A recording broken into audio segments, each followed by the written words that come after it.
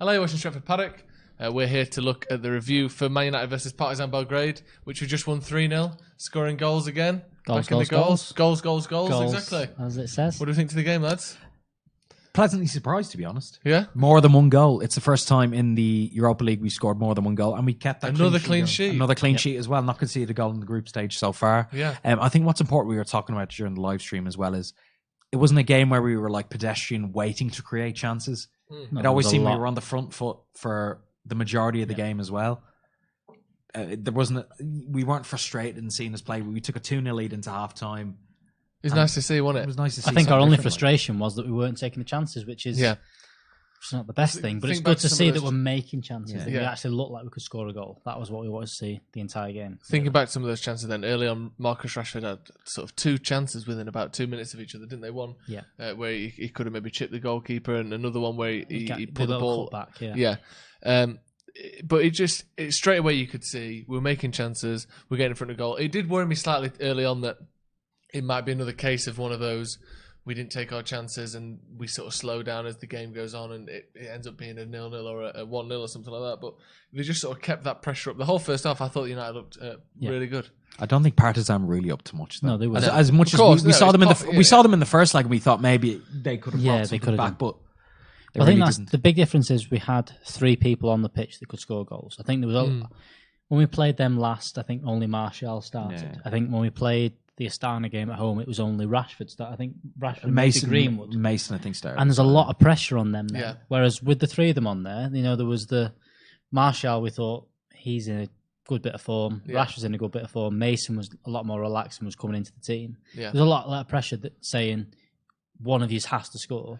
There was almost an inevitability that one of these at some point in the game is going to score, and they just seemed a bit more relaxed throughout the game. They didn't panic until Greenwood's first finish was took the time and finished it. It wasn't a panicky finish. Front 3 scoring 3 goals, which is exactly what little things like that are what's going to bring you confidence, especially going to Brighton as well. And Brighton are a team who, even when they've come to Old Trafford, we've only beaten them I think 1-0 the past 2 years. So it's not going to be as if you'd assume it's not going to be an easy ride, especially under someone like Graham Potter, who I think is a very underrated coach as well. Definitely. He was doing bits with them. Well, I'll ask you lads as well. What would you like to see? Obviously, we all agree that Brandon Williams is probably going to start Sunday, given the fact he was rested today. Mm-hmm. What is the front 3 that you guys would like to see going in, seeing what we've seen today? I think Greenwood looked good, and I think he took his chance excellently again, as he tends to do. We've seen in front of goal is sort of what's the word? Mature beyond his years. In terms finishing of wise, very clinical. But I think this game was a good game for him. He started the game, played the full 90 minutes, I think. But I would go back to James, who I think has been, even in our sort of more dry spells this season, has been one of consistently our most dangerous players. And then I would play Rashford and Martial. Yeah, I think he's going to go back to that 3, and I think Matt has put a good case for him to start again. Yeah. I think he looked good today. He looked really good. But I think Brighton are going to pose a bit more of a threat. And I think that you may need someone like Pereira, a bit more legs, a bit more work rate. So, same front 3, they've just seen the comment come in. I don't think it will be. I think James is going to come back in. I think he deserves to come back in. He's had a good season so far, so I think he will come back in. I think with James as well, it's like you said, talking about deserving it. Some players have gotten a lot of stick this season. People like Lingard, pre-season people talk about Matic, people talking about young players who sort of get games for United or have got games for United, perhaps despite their performances. Yeah. Whereas James, he deserves to play because of his performances. I don't think, as much as we all want to see Greenwood play and score goals and get experience for United, I think Dan James has done it in the Premier League consistently this season. I think these sorts of games are perfect for Greenwood, and then go back to someone like James. Well, we talked about it on the live stream as well. We said 3 players you'd like to bring into the club, and we all brought up the subject of Jadon Sancho. And the question I'd ask maybe to you lads is, you bring Jadon Sancho in, does that hinder the progress of someone like Mason, or does Dan James take a step back and become that backup as we all thought he would? I think Dan James probably comes more in the backup for Rashford on the left-hand side, which is where when Martial dropped out, where Dan James looked more comfortable. He looks more comfortable on the left-hand side. And I think as well, Greenwood himself, he's going to be a number 9 eventually. Definitely, I think he's going to be the number 9. He's going to be a clinical striker, and he's only 18. We don't, if you bring just 18, if you bring someone in, it doesn't matter that it's going to take him 3 or 4 years to get into the team. He's going to be a bit part player. Yeah.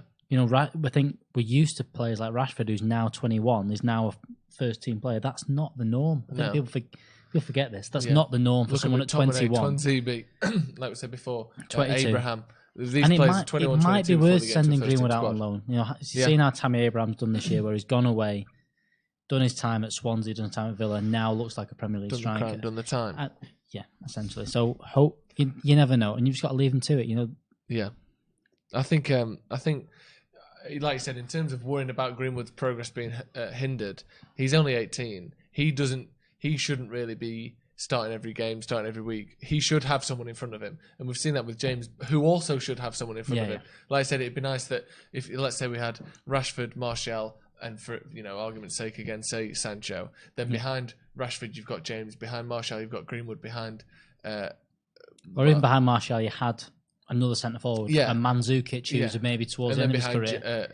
Sancho, you've got Greenwood. So that's it'd you've be got nice 6 players there you can interchange, and it's not the worst thing to be playing in the second 3, which is where that's how City have kind of got their goals last few years, where they've got 6 players they can play at that. So looking again back to the game, then we talked about the Greenwood goal, lovely finish again, sort of showing that willingness or the capability to go either way, meant that when the space opened up on his left, he could just go on his left and score. We were saying if it was a right-footed player there, he might have sort of forced the space into an angle that it wasn't there. So the excellent goal from Greenwood. The second goal then was Anthony Martial with a lovely bit of sort of dribbling and touch past. We said similar to that game when we beat West Ham like 4-0 a few years ago. I had the same. It was weird to say the same kind of vibe about that game, but no, Martial. I think it's fair to say he's the first choice going through that middle as the front man. I think Marcus has proved that as great as a player as he is, he just doesn't have the. I think because he became almost a bit part player behind Lukaku, behind Zlatan, I think people forget how good Martial actually is in that first season. And I think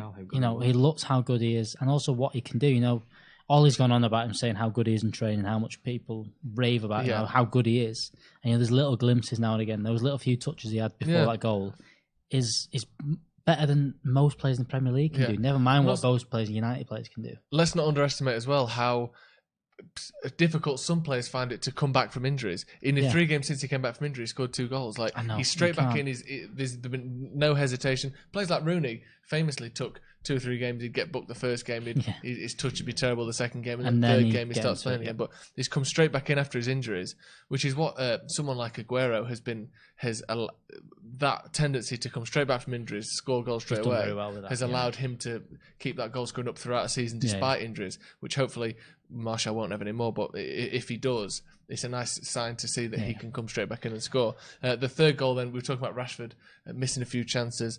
It was Ashley Young assist. Yeah, Stephen Howson curling up in his seat watching that, I'd say, in the ground. But it might have been a bad touch, which we can't confirm. It might have been a bad touch that led to a finish, but you never know. You never know. It definitely did not look like something he intended to do anyway. But anyway, kind of layoff. Rashford, great finish, and stats we got. Stats we've got. From Get these in from Callum. Callum's got some stats. There we go. See there, look, United 7 shots on target, 68%. Nothing much changed from half time. Exactly. Yeah, Partizan only had those 2 shots at half time, so seemingly no attempts in the second half. 68% possession. I think probably the biggest positive is that this is probably our best game that we've dominated the ball for a long time. There's a lot of games where we played well, sort of on the counter attack. That's sort of the Chelsea game and even the Liverpool game. Whereas this game had most of the ball, a lot of it, 68% possession, and we've looked good as well, which is good. And maybe that's why Mata in there. Maybe that's why a little bit of Mata. So that's why Mata. The physicality and the speed of the Premier League might sort of a bit away from that. Yeah. But he was excellent today. I think there's a lot of good performances today. I think overall it was a pretty good performance. We can agree it was a good performance. Very much agreed. Yes. Yeah. So. Speaking of good performances.